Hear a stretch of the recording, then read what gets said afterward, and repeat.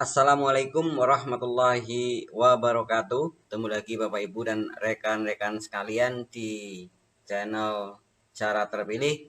Terima kasih pada Bapak Ibu rekan-rekan yang masih selalu setia mengikuti informasi di channel ini. Kembali kita akan berbagi informasi masih terkait informasi pemilu ya. Kali ini kita akan membahas bagaimana tugas PPS pada pemutakhiran data pemilih ya, dari awal sampai akhir, dari pengolahan hasil coklit cocokan dan penelitian oleh Pantali sampai dengan nanti menjadi daftar pemilih tetap atau DPT. Alurnya seperti apa, supaya jelas ya, terutama bagi rekan-rekan PPS yang baru.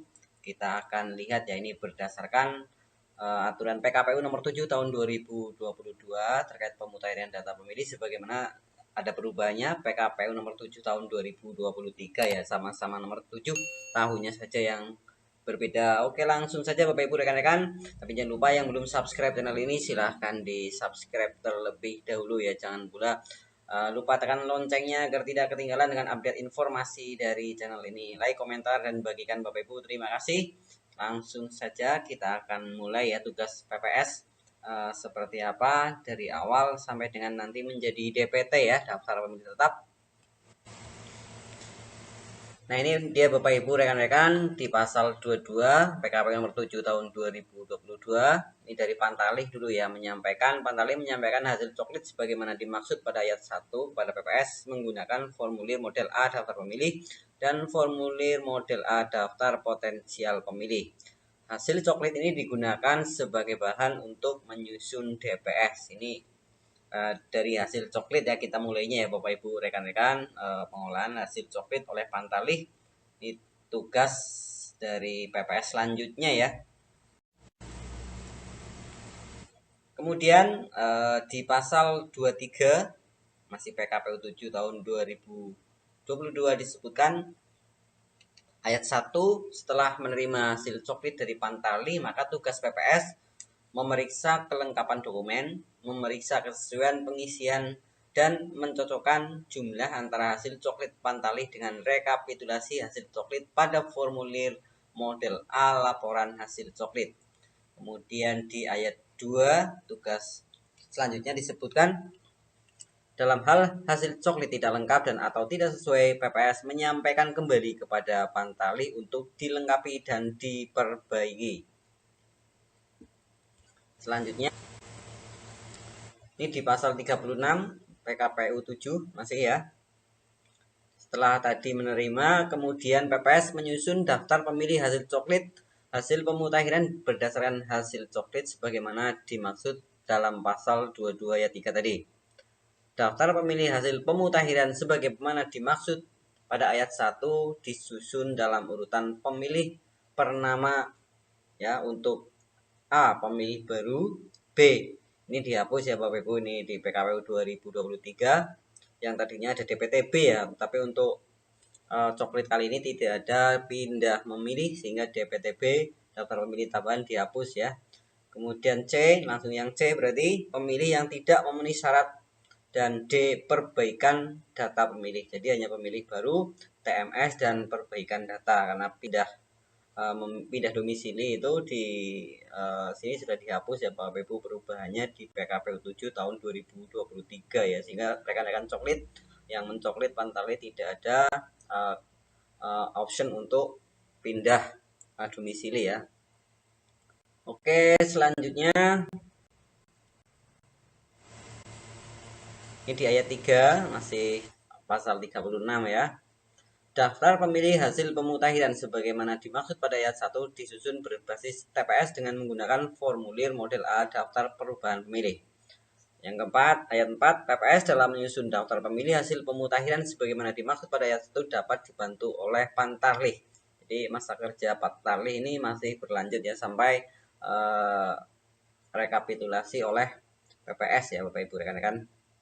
Kemudian yang kelima, ayat 5, ketentuan mengenai formulir model A daftar perubahan pemilih sebagaimana dimaksud pada ayat 1 tercantum dalam lampiran 9 lampiran 11 yang merupakan bagian tidak terpisahkan dalam peraturan komisi ini. Jadi nanti bagi yang akan mendownload bisa di link deskripsi ya, linknya di deskripsi video ini, silahkan di download Bapak Ibu rekan-rekan.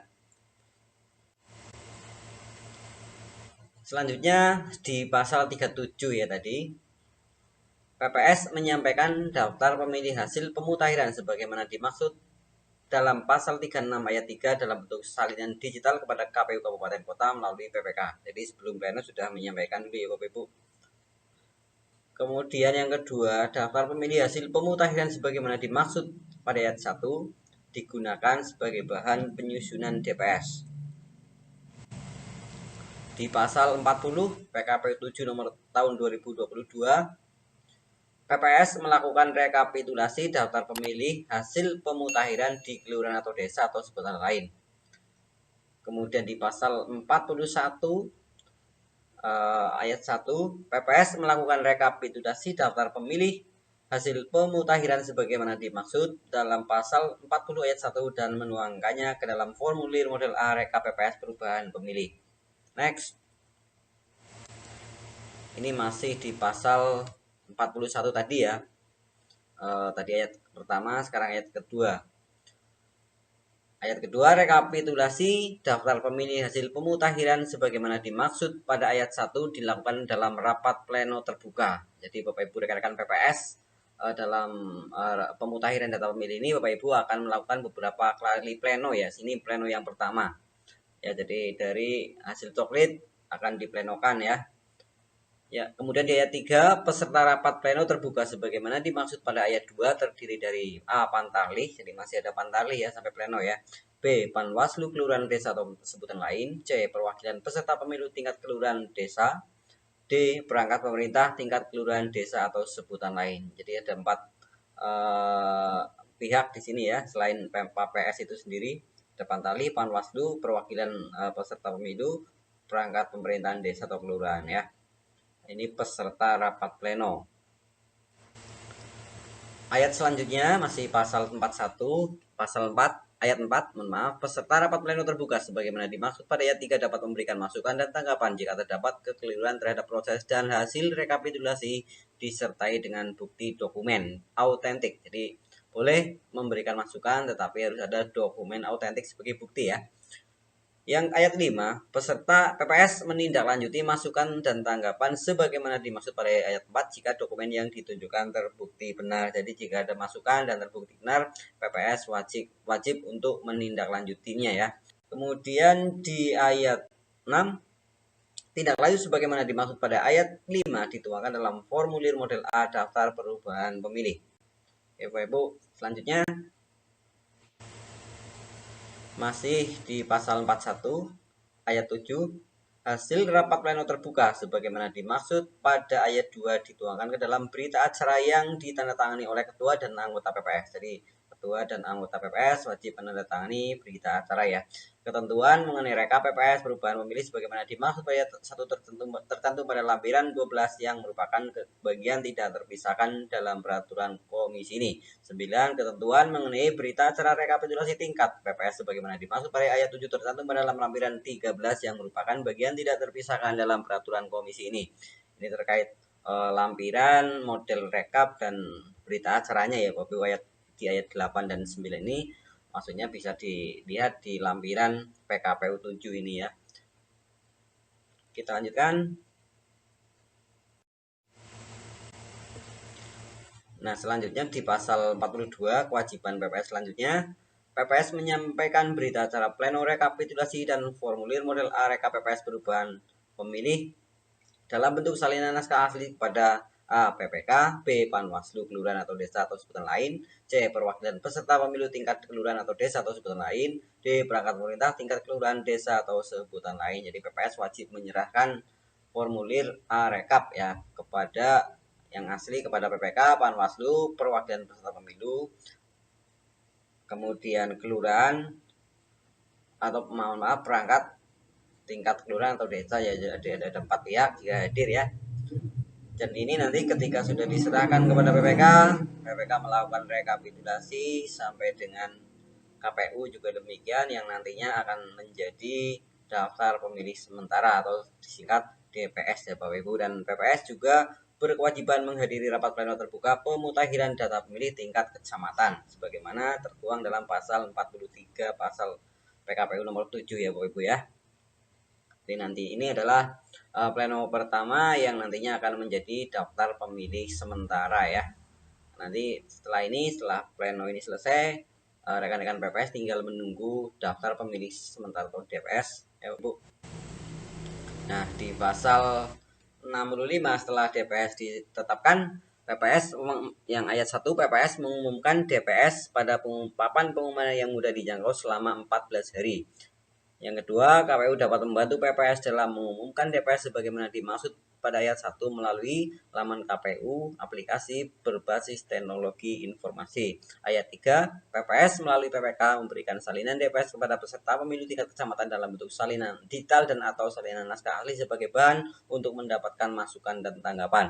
Ayat 4, pengumuman sebagaimana dimaksud pada ayat 1 dan ayat 2 dilakukan untuk mendapat masukan dan tanggapan masyarakat, pengawas pemilu dan atau peserta pemilu. Jadi diumumkan supaya untuk mendapatkan masukan ya Bapak Ibu. Ayat 5, pengumuman DPS sebagaimana dimaksud pada ayat 1 dan ayat 2 menampilkan daftar nama secara urut-urut berdasarkan abjad.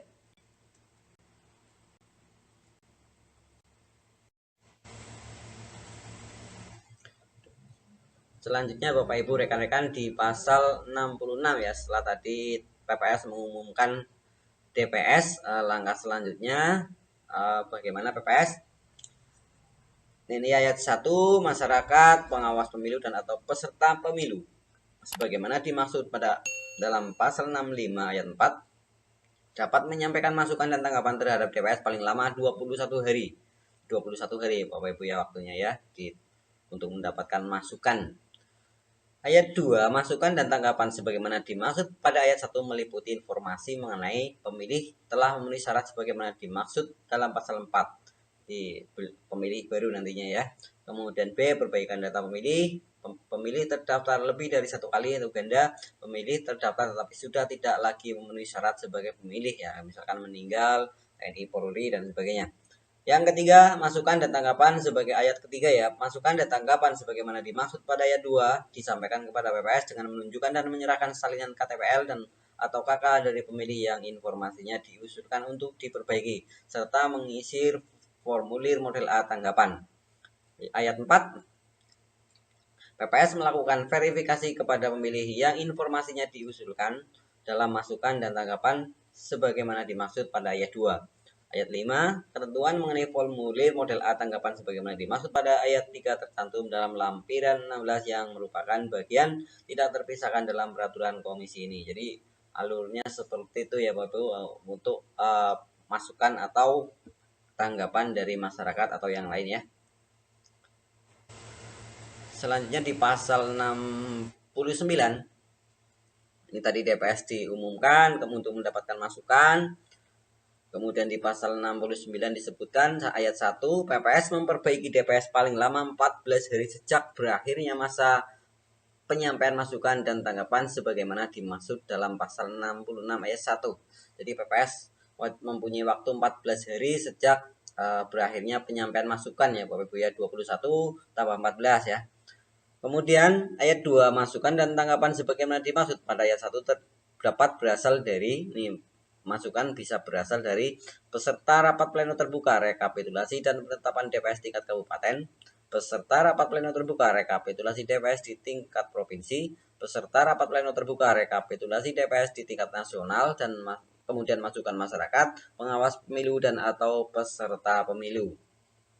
Ayat 3, dalam hal terdapat kendala dalam perbaikan DPS sebagaimana dimaksud pada ayat 1, KPU kabupaten atau kota dan atau PPK dapat membantu PPS. Itu ya Bapak Ibu, setelah menerima masukan, PPS memiliki waktu 14 hari untuk memperbaiki ini ya. Selanjutnya pasal 70 tadi terkait waktu untuk perbaikan ya Bapak Ibu.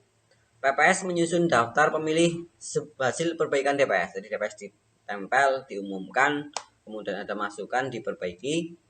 PPS menyusun daftar pemilih hasil perbaikan ya sebagaimana dimaksud dalam pasal 69 itu dan menuangkan ke dalam formulir model A daftar perubahan pemilih dalam bentuk salinan digital. Penyusunan daftar pemilih hasil perbaikan DPS sebagaimana dimaksud dalam ayat 1 dituangkan ke dalam berita acara yang ditandatangani oleh ketua dan anggota PPS. PPS menyampaikan salinan digital formulir model A daftar perubahan pemilih sebagaimana dimaksud pada ayat 1 kepada KPU Kabupaten Kota melalui PPK. Formulir A daftar perubahan pemilih sebagaimana dimaksud pada ayat 1 digunakan sebagai penyusunan DPS HP ya. Jadi tadi kalau tadi DPS, sekarang kita akan menyusun atau ini akan menjadi DPS HP ya Bapak Ibu. Jadi coklit DPS HP. Selanjutnya di pasal 73 PPS melakukan rekapitulasi daftar pemilih hasil perbaikan DPS di kelurahan atau desa atau sebutan lain. Kemudian di pasal 74 disebutkan PPS melakukan rekapitulasi daftar pemilih hasil perbaikan DPS sebagaimana dimaksud dalam pasal 73 ayat 1 dan menuangkannya ke dalam formulir model A rekap PPS perubahan pemilih. Rekapitulasi daftar pemilih hasil perbaikan DPS sebagaimana dimaksud pada ayat 1 dilakukan dalam rapat pleno terbuka. Jadi ini rapat pleno terbuka kedua ya Bapak Ibu. Berapa kali PPS melakukan rapat pleno nanti kita akan tahu ya. Jadi ini adalah rapat pleno terbuka kedua dari DPS akan menuju DPS HP ya Bapak Ibu. Nah, pasal 74 PKPU 7 disebutkan peserta rapat ini masih melanjutkan tadi ayat 3, tadi ayat 2, sekarang ayat 3. Peserta rapat pleno terbuka sebagaimana dimaksud pada ayat 2 terdiri dari Panwaslu kelurahan atau desa atau sebutan lain, peserta pemilu tingkat kelurahan, desa atau sebutan lain, perangkat pemerintah tingkat kelurahan atau desa atau sebutan lain, peserta rapat pleno terbuka. Ini ayat 4 ya. Nah, peserta rapat pleno terbuka sebagaimana dimaksud pada ayat 3 dapat memberikan masukan dan tanggapan jika terdapat kekeliruan terhadap proses dan hasil rekapitulasi disertai dengan bukti dokumen autentik. Kayak ayat 3 terkait peserta, jika di awal hasil coklit, pleno hasil coklit tadi masih ada pantalih, ada 4 pihak, sekarang tinggal 3 ya, tidak ada pantalih lagi, adanya Panwaslu, peserta pemilu, dan perangkat pemerintah ya. Yang keempat, terkait tanggapan. Yang kelima, PPS menindaklanjuti masukan dan tanggapan sebagaimana dimaksud pada ayat 4 jika dokumen yang ditujukan terbukti benar. Ayat ke-6, tindak lanjut sebagaimana dimaksud pada ayat 5 dituangkan dalam formulir model A perubahan daftar pemilih. Hasil rapat pleno terbuka sebagaimana dimaksud pada ayat 2 dituangkan dalam berita acara yang ditandatangani oleh ketua dan anggota PPS. Sama seperti pleno sebelumnya ya, ada berita acara dan ditandatangani. Ketentuan mengenai berita acara tercantum pada lampiran 14 ya Bapak Ibu ya di peraturan komisi ini.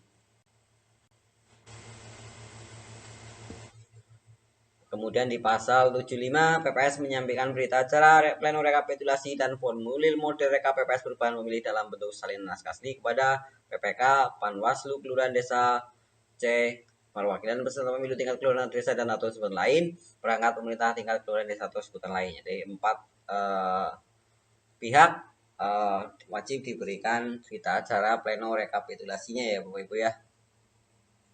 Kemudian PPS menyampaikan formulir model A daftar perubahan pemilih kepada PPK. Nah ini nanti di PPK juga ada pleno rekapitulasi, PPS juga mengikuti ya Bapak Ibu. Kemudian di KPU kabupaten, kota maupun provinsi juga ada pleno rekapitulasi yang nantinya akan menjadi daftar DPS daftar pemilih sementara hasil perbaikan ya Bapak Ibu ya.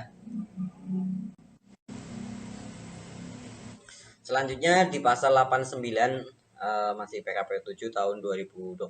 Nah tadi saya sampaikan di KPU akan ditetapkan DPS HP ya. Setelah itu PPS mengumumkan DPS HP-nya ya. Pada pengumuman yang mudah dijangkau selama 7 hari. Ini kewajiban PPS setelah DPS HP ditetapkan adalah mengumumkan selama 7 hari.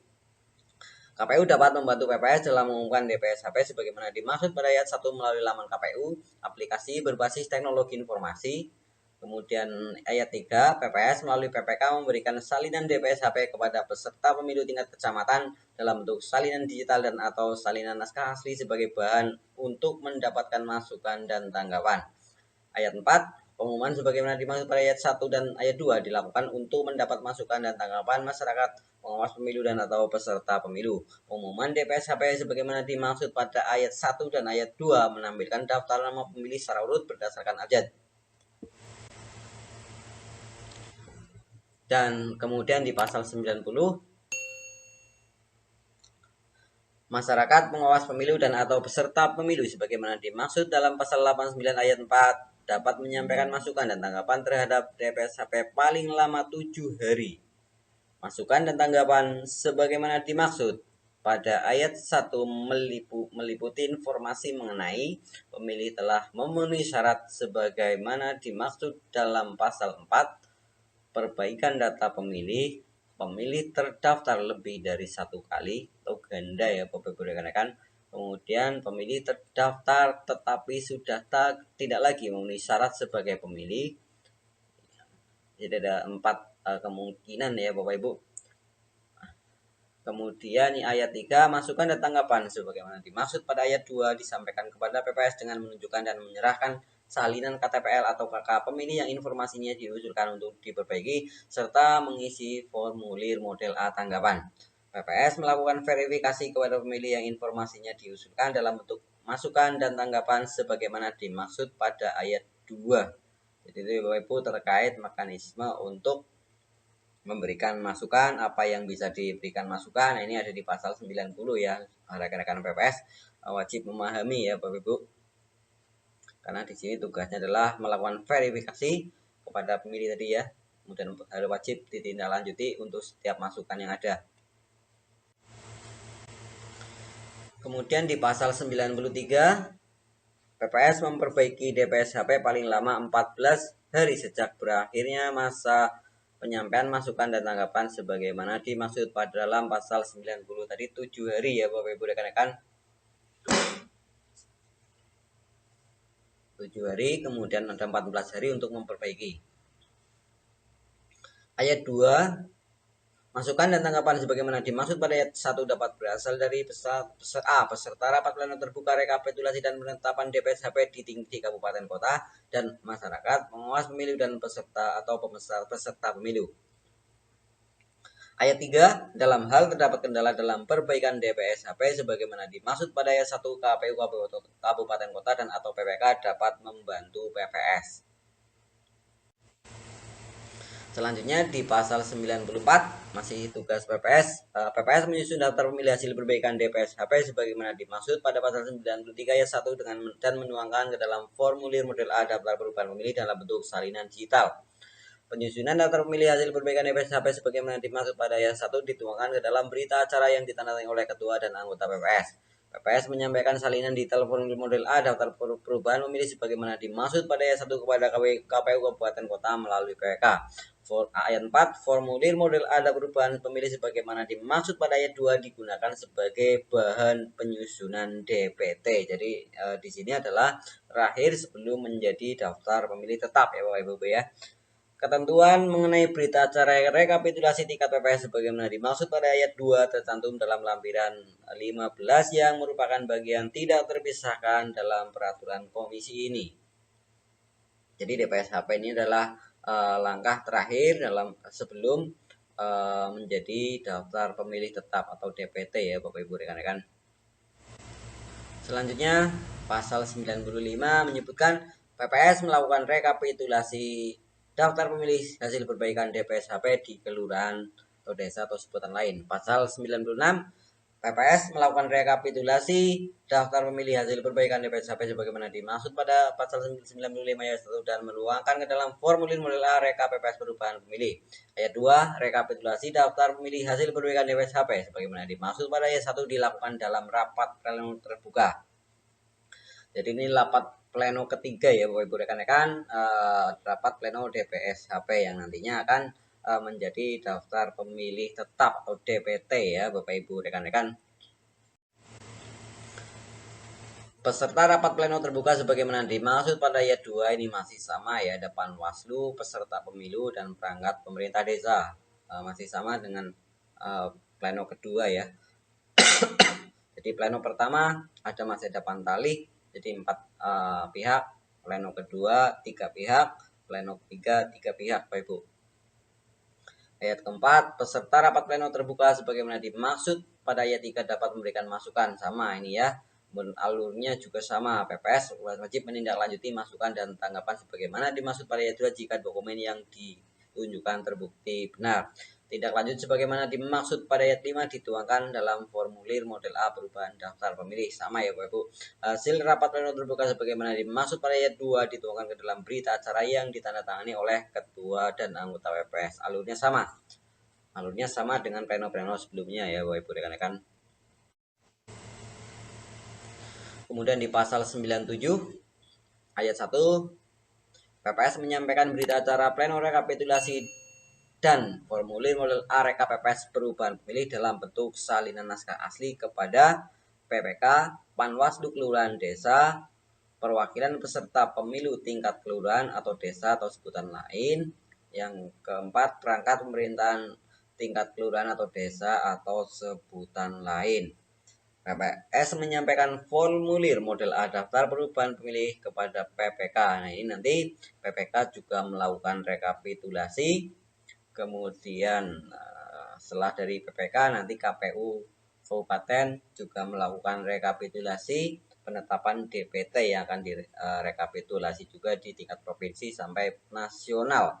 Jadi setelah pleno kabupaten kota menjadi DPT ya Bapak Ibu rekan-rekan. Lalu tugas PPS selanjutnya apa? Setelah menjadi daftar pemilih tetap di pasal 114 ya Bapak Ibu. Nah ini setelah menjadi DPT maka tugas PPS adalah PPS mengumumkan DPT pada papan pengumuman yang mudah dijangkau sampai dengan hari pemungutan suara. KPU dapat membantu PPS dalam mengumumkan DPT sebagaimana dimaksud pada ayat 1 melalui laman KPU, aplikasi berbasis teknologi informasi. Ayat 3, KPU Kabupaten Kota menyampaikan salinan rekapitulasi DPT per TPS dan salinan DPT per TPS kepada PPS dalam bentuk naskah asli berjumlah 3 rangkap. Ada rangkap 3 Bapak Ibu, nanti PPS akan mendapatkan DPT rangkap 3 ya. Nah, di pasal 14, masih pasal 114, PPS menggunakan salinan rekapitulasi DPT per TPS dan salinan DPT per TPS sebagaimana dimaksud untuk A. Pengumuman di kantor kelurahan desa atau sebutan lain. B. Pengumuman di sekretariat balai RT atau RW atau tempat strategis lainnya. Yang ketiga adalah arsip PPS. Ada 3 rangkap Bapak Ibu. DPT diumumkan dengan menampilkan daftar nama pemilih secara urut berdasarkan abjad. DPT yang ayat 6, DPT per TPS sebagaimana dimaksud pada ayat 3 digunakan kelompok penyelenggara pemungutan suara atau KPPS dalam melaksanakan pemungutan suara di TPS. Jadi alurnya seperti itu ya Bapak Ibu terkait bagaimana pemutakhiran data pemilih di tingkat PPS. Tugasnya dari awal pengolahan hasil coklit sampai dengan menjadi DPT. Jadi ada 3 kali pleno rekapitulasi ya Bapak Ibu rekan-rekan di DPT. Oke, kiranya demikian Bapak Ibu yang bisa kita sampaikan terkait informasi bagaimana tugas panitia pemungutan suara pemilu 2024 dalam pemutakhiran data pemilih sebagaimana tertuang pada PKPU 7 nomor 7 tahun 2022 dan sudah dirubah, ada perubahannya ya di PKPU 7 tahun 2023.